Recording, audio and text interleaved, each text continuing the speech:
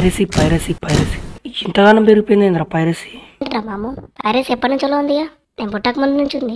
అవునరా, అప్పుడున్న పైరసీ వేరు, థియేటర్ రికార్డ్ చేసి పెడుతుండే. ఇప్పుడు వేరే అయింది, ఫుల్ హెచ్డి ప్రింట్సే పెడుతున్నారు. అవునా?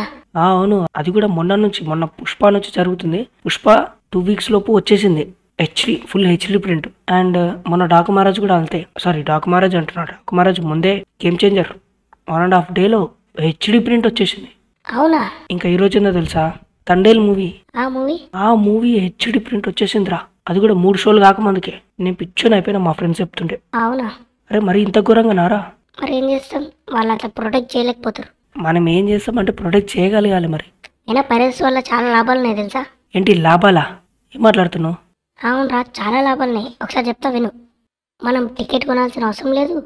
ఎంత పేదోడైనా సరే సినిమా చూడగలుగుతాడు ఫ్రీగా, పైసలు లేకుండా. అండ్ ఆడు ఎక్కడైనా చూడొచ్చు, మొబైల్లోనే కదా డౌన్లోడ్ అయ్యేది. సో వాడు ఇంట్లోనైనా చూసుకోవచ్చు, బాత్రూంలోనైనా చూసుకోవచ్చు, ఎక్కడైనా చూసుకోవచ్చు.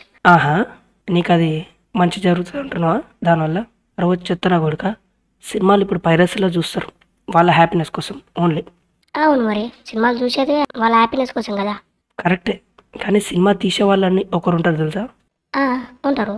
అయితే ఆ ప్రొడ్యూసర్ ఎంత అమౌంట్ ఖర్చు చేస్తున్నాడు దానిపైన, అది నీకు ఒకసారి గుర్తుందా?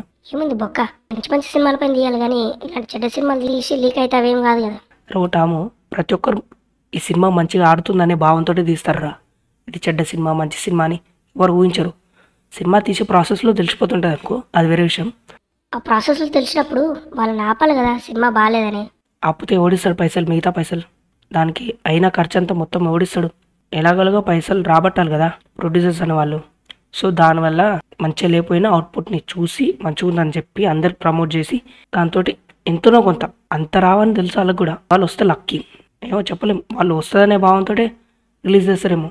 చాలా వరకు అయితే తెలిసిపోతుంది దాంతో రాదు, ఎంతనో అంత లాస్ని కవర్ చేస్తుంది అనే భావంతో సినిమాని ప్రొడ్యూస్ చేసి రిలీజ్ చేస్తారు.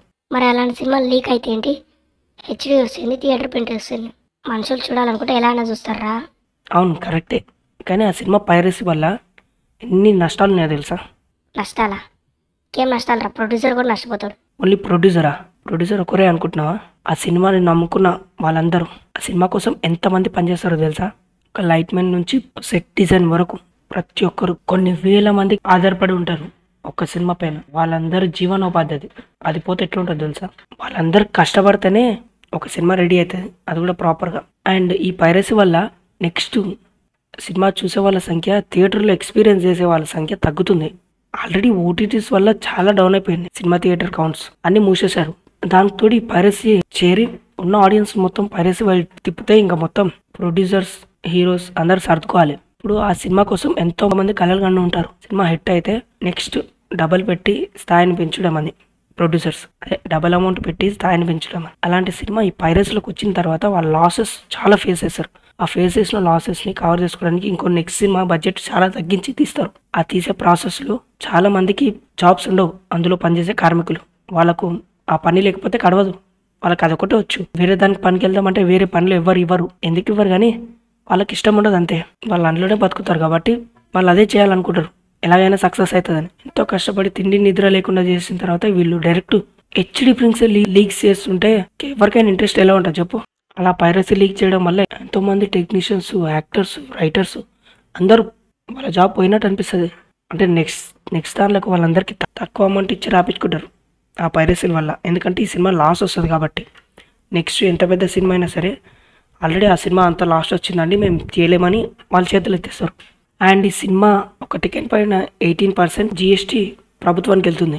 ఆ ట్యాక్స్ కూడా తగ్గుద్ది ప్రతి సినిమాకి. అంటే ఆ పైరసీ లీక్ అవ్వడం వల్ల ఆ సినిమాకు ఆ టికెట్లు ఎలాగో జనం చూడరు కాబట్టి ఆ థియేటర్కి వెళ్ళాలనుకున్న కౌంట్ తగ్గుతుంది. సో ఆదాయం కూడా ప్రభుత్వానికి తక్కువ వెళ్తుంది. సపోజ్ 10 మంది వెళ్ళాలనుకున్నారు సినిమాకి, ఆల్రెడీ హెచ్డి ప్రింట్ లీక్ అయిపోయింది పొద్దుగాలనే. సినిమాకి వెళ్ళాలనుకున్న వాళ్ళు క్యాన్సిల్ చేసుకొని మరి హెచ్డి ప్రింట్ చూస్తారు కదా, అక్కడ ఎందుకు చూడాలనుకుంటారు? ఓన్లీ ఫ్యాన్స్ అయితే మాత్రమే వెళ్ళి చూస్తారు. థియేటర్ యాజమాన్యం, డిస్ట్రిబ్యూటర్స్ మొత్తం అందరు లాస్ అయిపోతారు ఆ పైరసీ వల్ల. అది కూడా హెచ్డి పైరసీ వల్ల మరీ ఎక్కువ నష్టపోతారు. వాళ్ళకి ఎంతో కష్టపడి తీస్తున్నప్పుడు పైరసీని ఎంకరేజ్ చేయడం మన తప్పే. సో ఎంకరేజ్ చేయకండి గైస్.